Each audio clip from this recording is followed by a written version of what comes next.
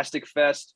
Another festival that was kind enough to give us access to, at least a portion of its programming, just like Sundance, South by did. And, I think that the success of this kind of portion of a festival has been really positive and encouraging. And, I think it's allowed these festivals to really try to include people that would really never be able to participate.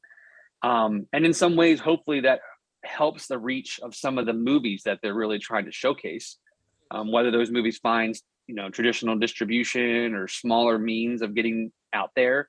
But I know personally, probably half of what I watched at Fantastic Fest, I don't know that if I would ever see these titles ever anywhere, beyond at programming at a festival like this. But yeah, thankfully we got access. Thank you to everyone out there at Fantastic Fest or their press group that set us up. It was appreciated. And again, their platform, I think, watching these on demand, their platform, it was really nice. Oh, good. One of the more stable, consistent, functional, and flexible platforms in terms of how to watch these titles. Yeah. Of some of the ones that we've been able to watch this way. So kudos to their to their app developers or whoever's doing that, because that was a really easy to watch these movies. But where do we want to start? You want to, Ronald, why don't you talk about a couple? I mean, you probably watched more than any of us, but yeah, just I guess just in the interest of not boring your brains out, I'm just gonna name some of the standout ones. Just that name I saw. them all, and then we'll get into some of them. We'll all name the movies we saw. I think a lot of times the lists, maybe people would love a list out of us that doesn't have all of our diversions. So yeah. So how many did you see? I was curious about that. You said you honestly, were gonna see 10. Honestly, not 1, 2, 3. Yeah, I saw about 10. Okay, wow. It wasn't even consciously. I saw 10. Wowzer. Yeah, I saw 10 movies. Which was we have them for a couple more days, so I'm actually going to use your comments to recommend to me, because I'll have more time in the next few days to watch movies than I have recently. I've watched a lot of other things, but not as much as Fantastic Fest. So let me start. Name above title, a short that I watched about. Oh God, it's so hard to describe. It's essentially a serial killer who, upon seeing a woman fall from a building, gives her a kiss on the lips and gets kind of famous off of it. But people aren't very conscious that he's a serial killer at first. It very much is this warm thing that this man has done to kind of comfort this woman as she falls to her death. She falls and is essentially bleeding to death, and he gives her this romantic kiss, and it follows the events leading to that and the subsequent reaction of the public once he does it. He becomes this darling, this so he doesn't become weird creeper who kissed no. Okay. If you see what happens, she just kind of falls. He sees her, he comes up to her, and then he gives her a kiss in front of everyone, in front of people that are kind of watching this lady. And it's very clear that when she hits the ground that she's not going to live, so it's interesting. Right. It's a short, it's about half an hour long, very worth checking out. Let the Wrong One In. It's I believe it's an Irish film. It's a vampire movie about a gentleman whose brother gets kicked out of the house, is a drug addict, and becomes a vampire. And it's this duality of a commentary about drug addiction, and it flips some tropes about vampire movies on its head. Think Shaun of the Dead. Think that kind of feel to a movie. It's silly. And okay, so one thing I will say about some of these movies is of all the festivals we've covered, this one feels the most like a bunch of movies could have gotten one more edit. And I think that has to maybe do with COVID and everything, and how hard it was to kind of make things post-production and stuff like that, and just filming things in general. So I'll say that. I'll give you that warning.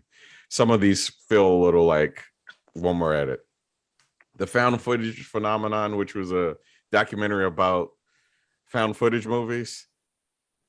Trash. It was absolute trash. It was just so long. It was really not it was good. long, and it did not go like I was watching it, and within 10 minutes I was like, I don't think I'm interested enough in this topic, or I don't have enough questions about this to sustain a documentary. And there were no secrets unearthed. There was no like particular angle they had to the way it was put together.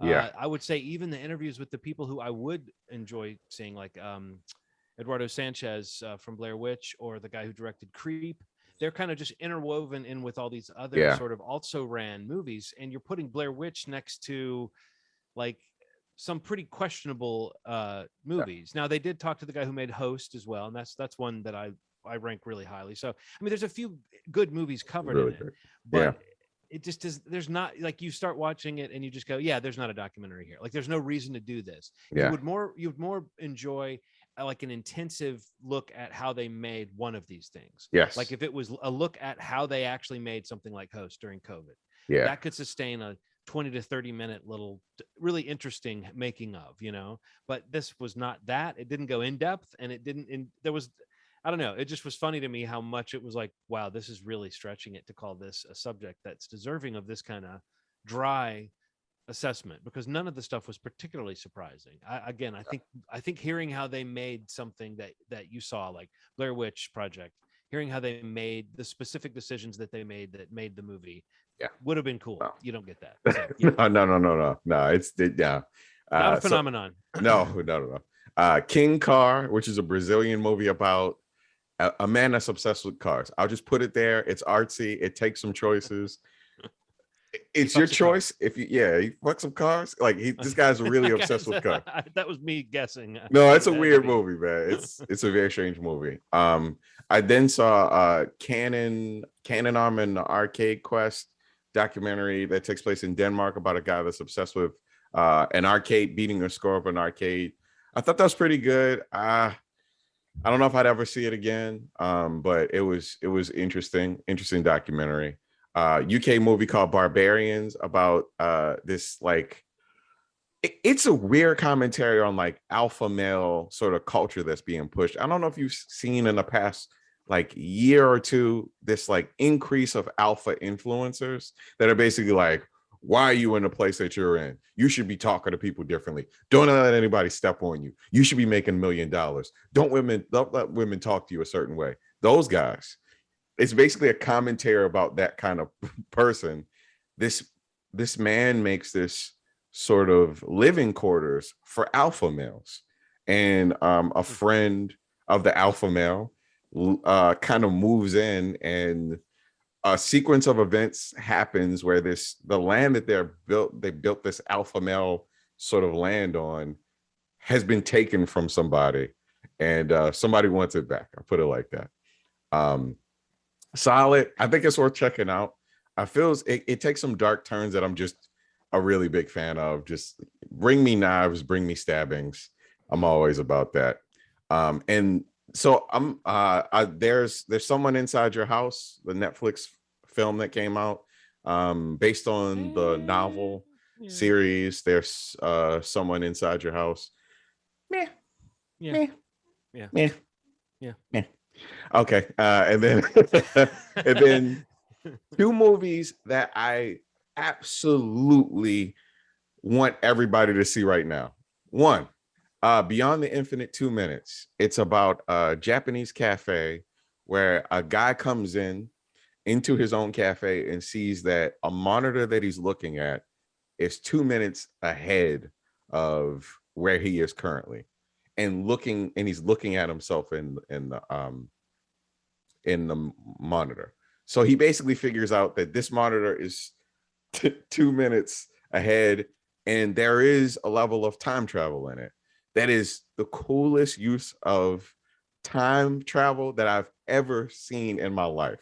They figure out a way based on this monitor to time travel, and that's all I'll say.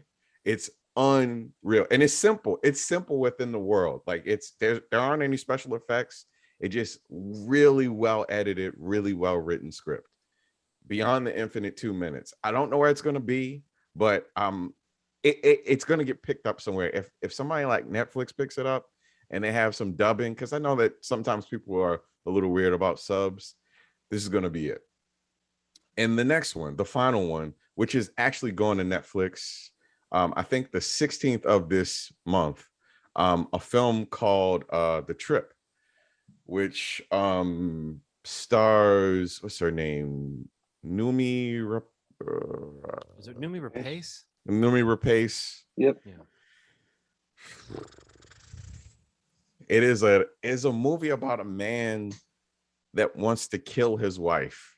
He decides when they go on this honeymoon sort of thing. Well, not a honeymoon, just kind of like an outing to a cabin where he grew up, that he's going to kill his wife.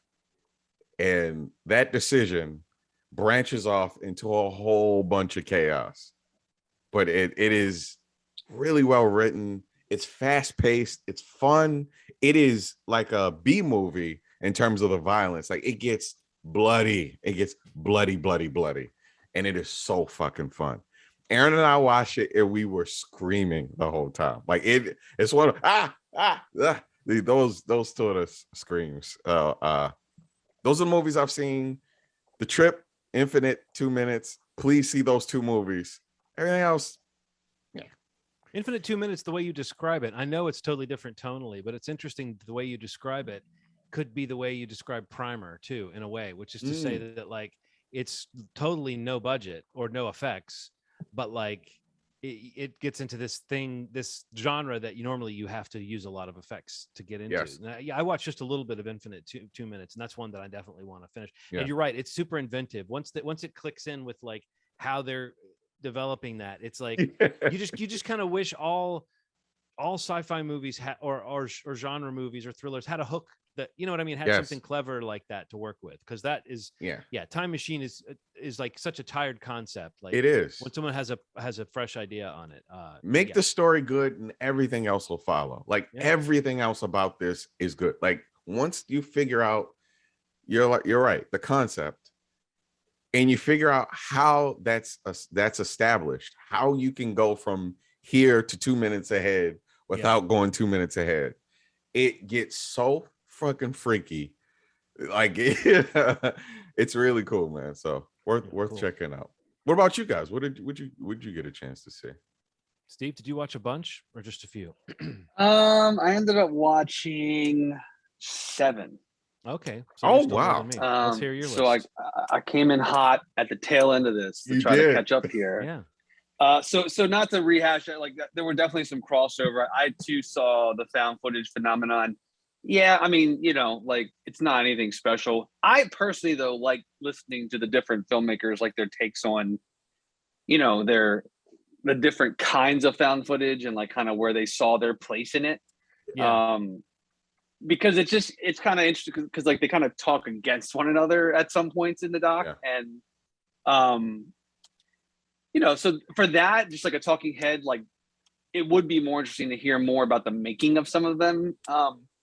Specifically the ones like John mentioned, but like it's people like I never have really seen talk about the genre or the subgenre before. So I found it at least engaging for that stuff, but pretty forgettable. There's Someone Inside Your House, which is, like Ronald said, is actually now on Netflix. I like Patrick. Was it Patrick Bryce? Is the director's name? Who did like Creep, and he did that was him that did There's Someone in Your House. Yeah, and he did Inside Your House, or whatever it's called. Yeah, the other one that was, what else did he do? Corporate Animals and The Overnight. Okay. Like, I like him. He's kind of versatile. Like, does a bunch of kind of different, like, kind of dark stuff. And like, this definitely felt more like a, kind of like a standard, slasher flick. With a little bit of like a 90s tilt to it, at least in terms of what it felt like, in terms of the pacing and the story. Yeah, I agree. But it, entertaining a little. I mean, but again, not something that really kind of stood out to me. Cannon Arm and the Arcade Quest. It's like a film, takes place in Denmark, documentary. I thought that was actually really interesting, and I thought that was pretty moving. I mean, it's a pretty silly idea, like that basically this group of friends that like kind of all just congregate around this arcade bar kind of this support system for this guy, Cannon Arm, who's like basically trying to break this record of playing this game for a certain amount of hours straight.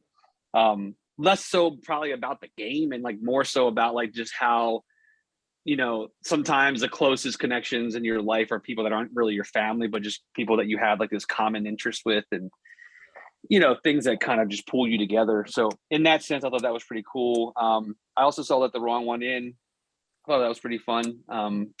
Very, very much like Ronald said, Shaun of the Dead. The other ones that I managed to check out that stood out to me was a documentary about a band that I really don't know anything about.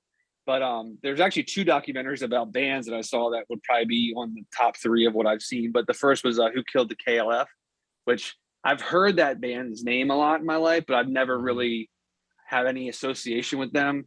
But that documentary was really good and very interesting. Learned a lot about them and kind of how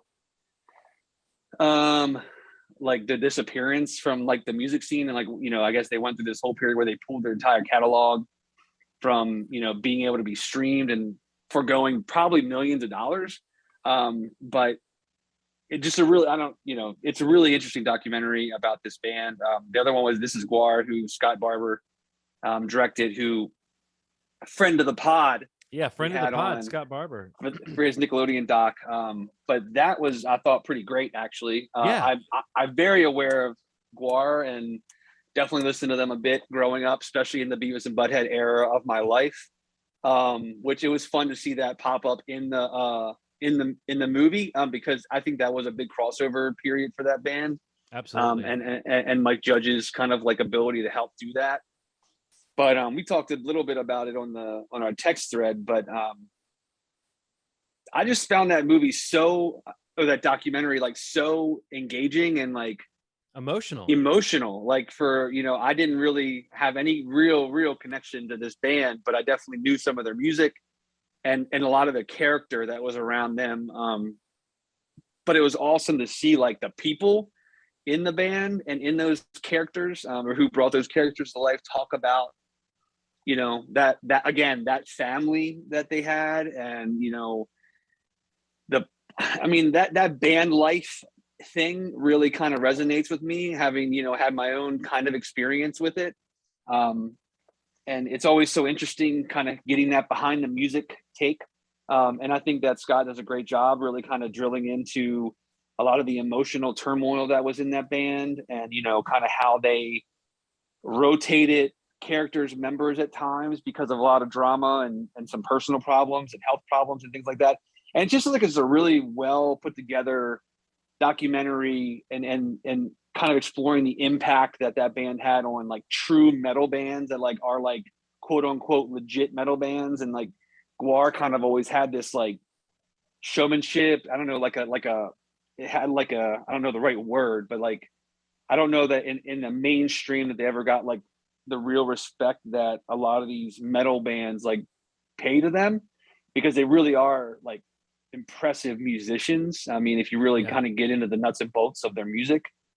But it's just a really good documentary, and I hope that, I don't know what the plans are for its release, but like if you're into music docs, I think those 2, the Who Killed the KLF and especially This Is Gwar, are worth your time. I know you mentioned seeing it. John, did you want to like talk about that one too? Well, the last time we talked, I said I had gone on and I'd had some buffering issues, and I had watched like the first 10 minutes, and I recommended it. But now that I've seen the whole thing, I was co-signing a lot of what you were saying about what made it so special. And I think sometimes a documentary captures a band at a moment where the story is sufficiently, like the band is kind of at a point in their career where you can say this is a good stopping point to tell the story, or the stuff we capture while we're filming is a good story. This is a little bit of the second, but more of the first, which is just the band's been around, and at this point in their history, they now exist in this different form. And so you can encapsulate a lot of the kind of early years and the formative, like the original members and what's going on with them. And the fact that they now are a band. I mean, there's other bands that do this.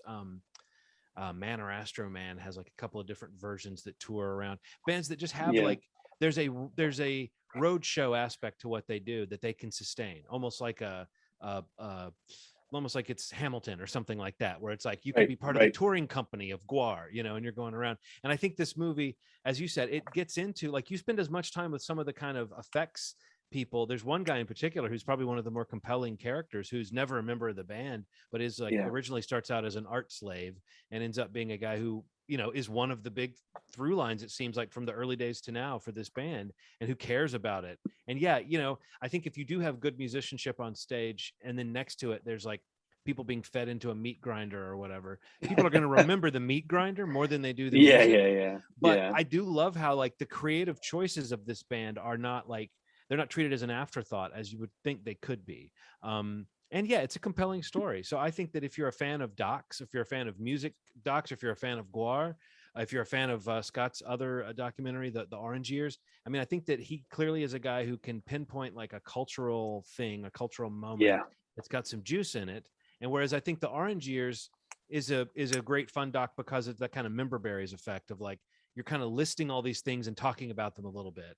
The structure of that is similar to what you would do with a band, which is like, you're going through the years and eventually you're like, well, we're going from the 7th album to the 8th album. How do you keep your documentary from feeling repetitive?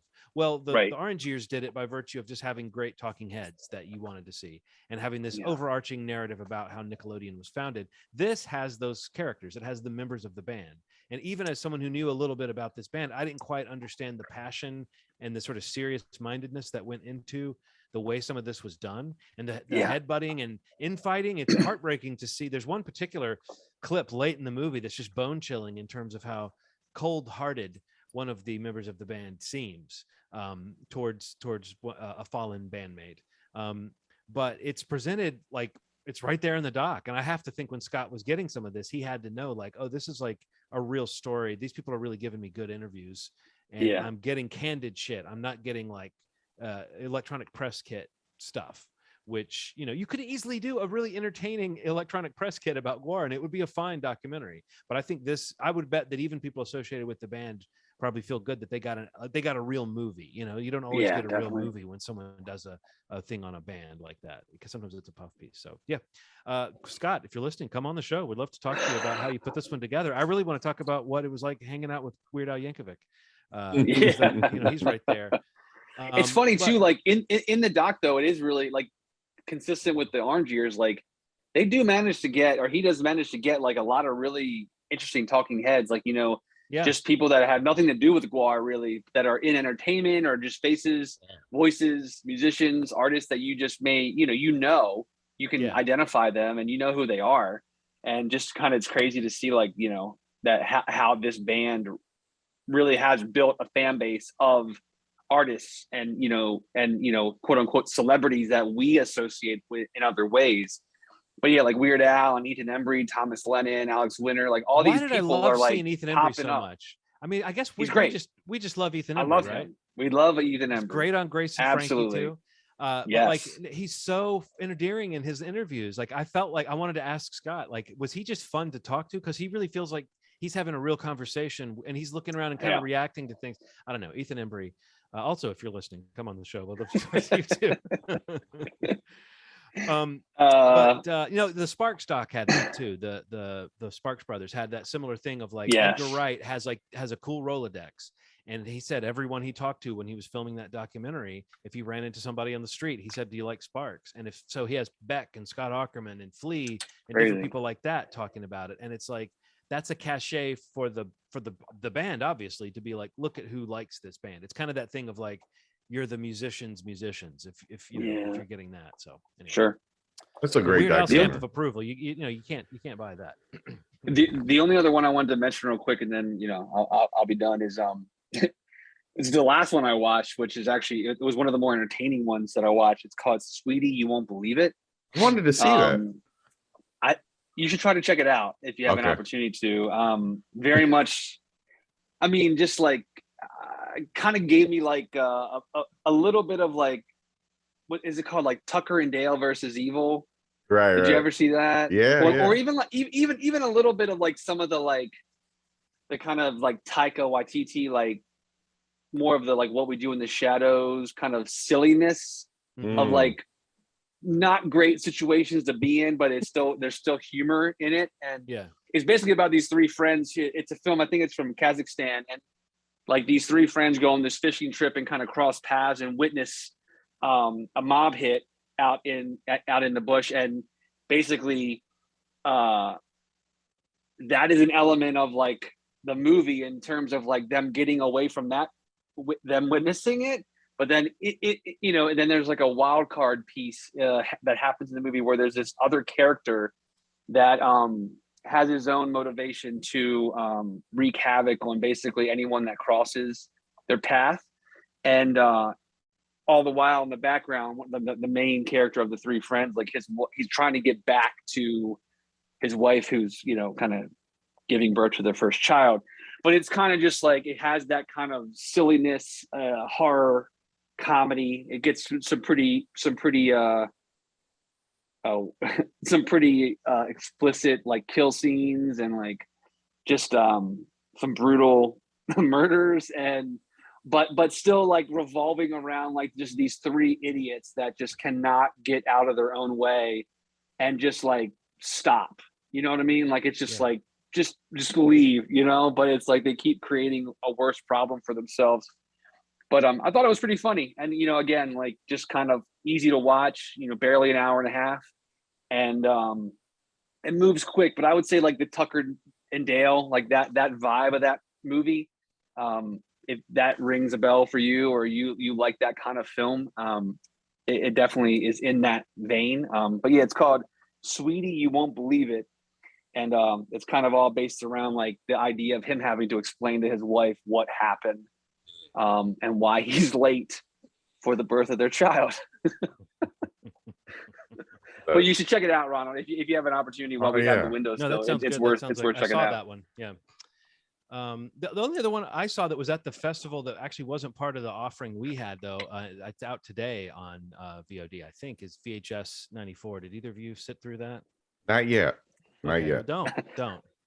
I would say sit through it did not lead into a good. Yeah, no, I mean, I was so bored. I mean, I was like minutes in going, I'm just bored. But I mean, like, I do think there are moments, there are flickers. I am not I know people that like those movies. I may even know a few people that have worked on a couple segments for those movies. I don't think that's my jam. I don't think short form found footage horror is my jam. I just can't get down with it. Like I was thinking with all of these, like maybe if this were stretched out and was more of a story and had a little bit more worked out, it just feels chaotic. It just feels like, I don't know. It just feels like it's going to be nails on a chalkboard for me stylistically, because the idea behind it is to be VHS and to be found footage, and it's scrappy, and it's every now and then something really gory or really surprising, or there will be a plot turn or something that's just like, there's one in particular that in this that feels like at least it's doing something kind of crazy and different, but even then it's just, I just don't have any fun watching it for some reason. I don't know. Like, I mean, maybe you guys can report back, but I was watching it going, oh yeah, I started off going, I don't remember why I didn't like the other VHS movies so much. Like, why was I so down on them? And then I put this in, and within minutes I was like, I just don't like that. It's just not for me. So yeah, maybe you'll have a different experience with it, but I found it kind of dreary and like chaotic and just sort of ugly, like overall kind of ugly, and then also cheap, if I can use that word. But I'm such a fan of like do-it-yourself genre stuff that I that's why I'm really saying this is probably not for me. If you like the other VHSs, then VHS 94 is right in line. And if you're a friend of the show or a friend of the show who worked on this, then honestly, getting something made, go champ. That's yeah. I definitely want to watch it. I'm kind of in the middle, slightly positive on those movies in general. Maybe you'll love it. Maybe I'm just missing something about it. I do know, like every time I've seen them, and I think we've seen one of them together at one of the festivals here in Maryland. Didn't we see VHS the second one at one of the festivals? We maybe did. At Maryland Film Festival. Yeah, we saw the first one. Yeah. First one. And I just know, like, as I've watched these with friends and even Aaron, and like like everyone's dropped off wanting to see these, and yeah, I'm just still curious because I kind of like the idea. Again, going back, like I kind of like the found footage stuff, if it's done well, and I the idea of like seeing an opportunity for like 4 or 5 interesting up and coming and or established like horror filmmakers like in on one thing is a cool idea. I don't think the execution's always there. And most of the cases, like for the prior entries, like I've liked a couple of the entries more than anything, in the movies. But I just think that, I don't think any of them really have been flat out very good or great. But some of the entries I've really liked. I probably have liked across the 3 or 4 movies now. I've probably liked a movie's worth of them. You know what I mean? So there's like 4 or 5 that I've enjoyed. So, and if you took all the best ones and put them together, I think they would leave me with just a different feeling of this kind of like, I don't know. It's like I remember one time when I was like 11 years old and I went to a haunted house. My dad took me to a haunted house. And it was like a pretty freaky one for me at that age. I didn't like scary stuff. And it was, I remember my dad being like, this is too intense for you. We're getting you out of here. And it was just like, I remember the dark. I remember being in the dark and going through the halls and people lunging out at me and my dad being like, we're trying to get out of here. My kid doesn't like it, trying to run past people and stuff. Right. That's what watching this movie felt like to me. What a lot of it feels like to me is just like it's when I say chaotic, I think that's what it is for me, that it just feels like, even the earlier ones, I feel like had a little bit more of a worked out aesthetic for some of the shorts and maybe some of the motivation behind why it's found footage. But I mean, again, they try. Every one of them, like you said, Steve, it does turn over in 20 minutes. You get a new experiment, and each one of them does try to have its own reason why it's filmed and all that stuff. So yeah, at least it's not super repetitive. And I want to say, like, despite not liking a found footage movie and a documentary about found footage movies, I think when done well, it's one of the most effective tools that horror. I mean, between Blair Witch and Host and Creep, those are 3 horror movies I hold in a pretty high regard. Yeah. And they all use it well. They all use the sort of, what would someone be filming? How would they film it? Why would they film it? All that stuff.